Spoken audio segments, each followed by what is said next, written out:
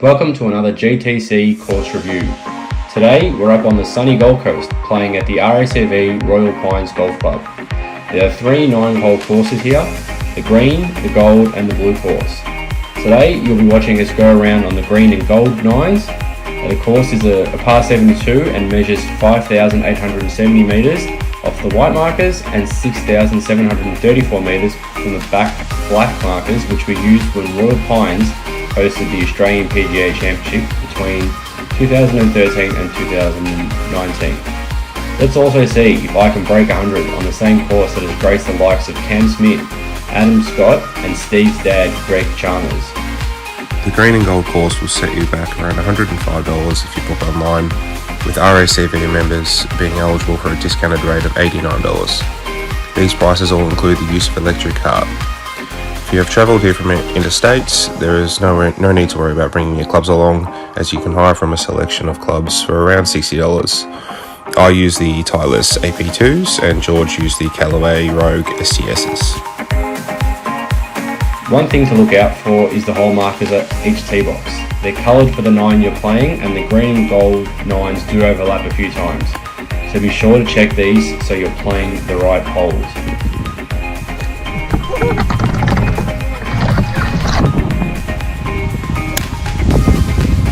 On the left as well.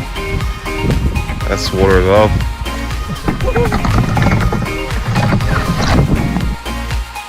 As you approach the greens on each hole, you'll notice striped posts. These are your distance markers.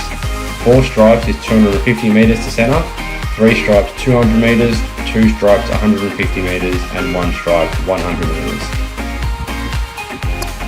Fucking loved it though, creamed it. The course as a whole has its challenges, as you've seen so far from the hazards clearly placed. It really makes you think about the golf shot that you're going to play.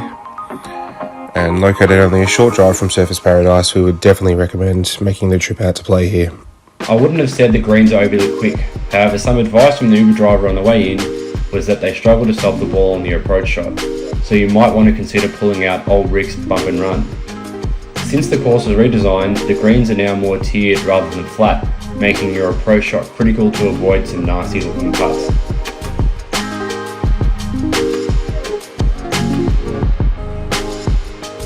Jack would say he's playing out of Betty's front lawn.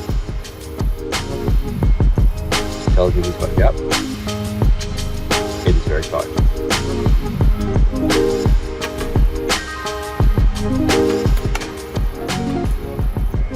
And how's it going? One thing I've liked about the Royal Pines is that the course follows a natural formation of the land, with a number of undulating fairways that will make your ball run off in different directions if you're not careful. This makes a lot of greenside play occasionally challenging, as you will not only need to navigate this, but also the odd bunker. Back-to-back pars bookended by bogeys has me sitting nicely after 6 holes. My driver has been on point for a change, and if I can keep this together, will be every chance of doing something special today.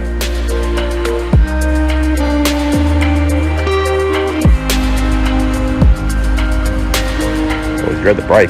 Bruh! Too much on that one. Oh.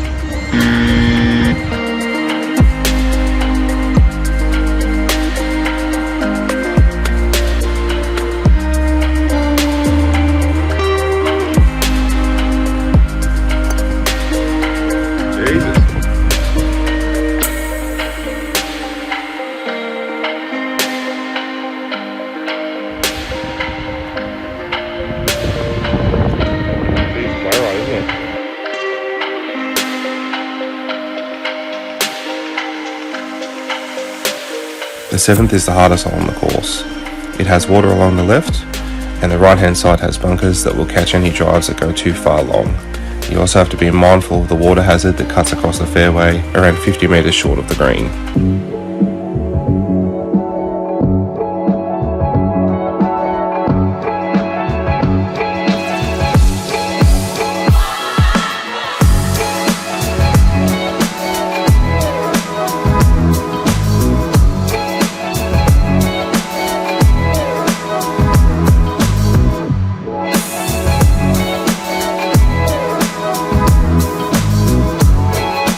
From the hardest to the second easiest hole, a short par 4.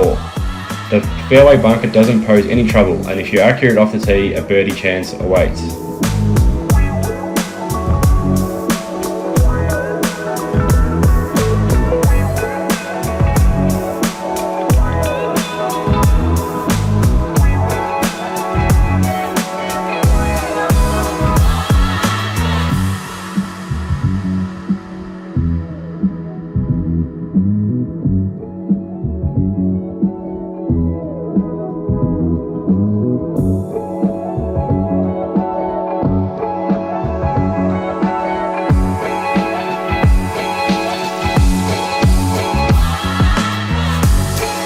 last hole on the green course is a par 5. Be careful how you approach the green on this one, as there is trouble all around.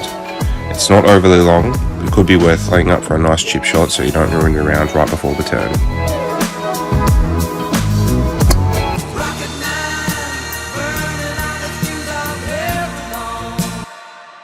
After 9, one would say I'm on track to break 100 here.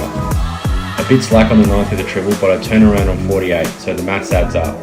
I just need to avoid the customary drop-off that I typically have and hold it together, and we should be sweet.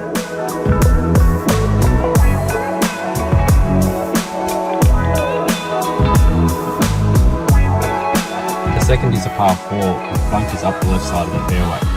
Be careful of the nasty pop bunker just short of the green. This shouldn't come into play with the back pin.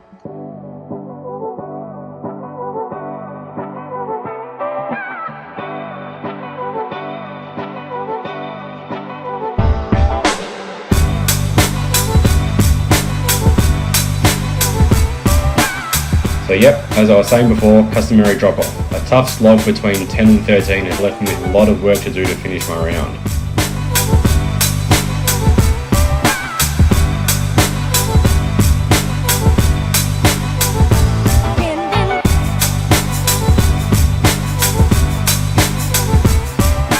The third is the second last par 5 for the day and will be trouble for the slicers out there, particularly as it all slopes towards the water. Bunkers on the left hand side of the green will ensure an accurate approach is needed.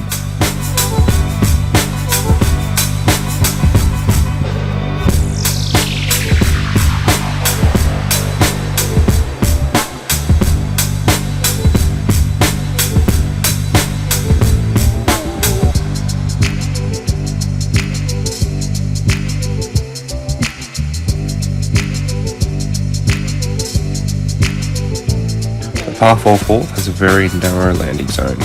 Should you choose to take on the water on the right hand side, too far left and you'll end up in the sand. Once again, green side bunkers will catch anything too wayward.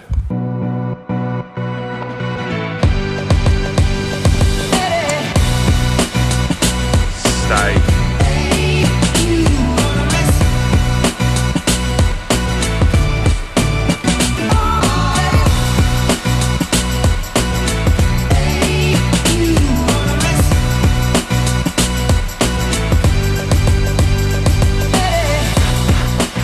You will be confronted with a 182 metre par 3 on the 5th, which will reward an accurate tee shot. A wide green, but should you land short of it, it shouldn't really bring the bunkers into play.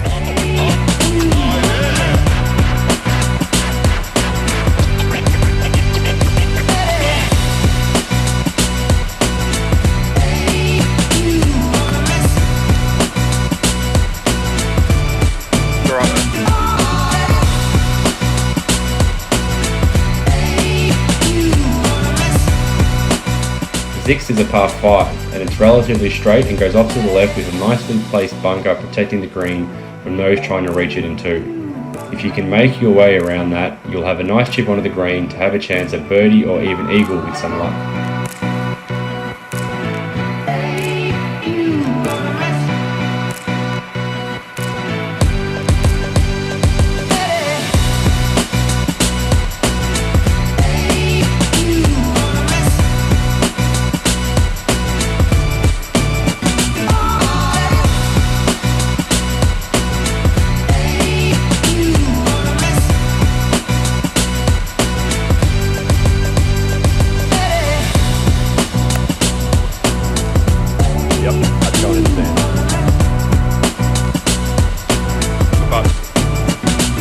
The easiest hole on the course is the par 3 7th.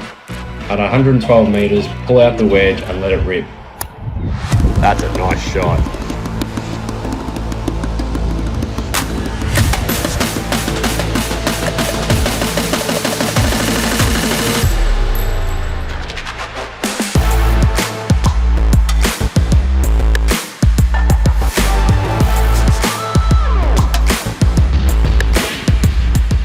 The 8th is a 319 metre left to right par 4.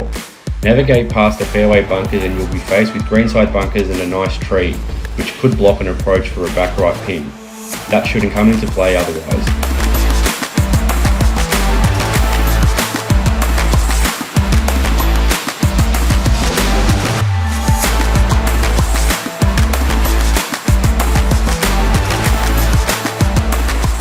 As we step onto the last tee with me sitting on 98, I need a hole-in-one to break 100.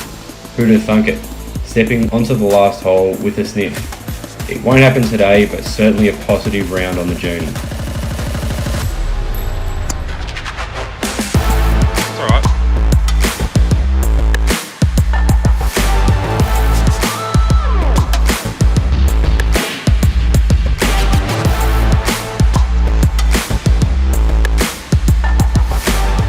That wraps us up for today. I think we both had a lot of fun and would definitely recommend getting in around here. Let us know what you thought in the comments below, and as always, don't forget to hit the like button and subscribe to our channel for all our latest content.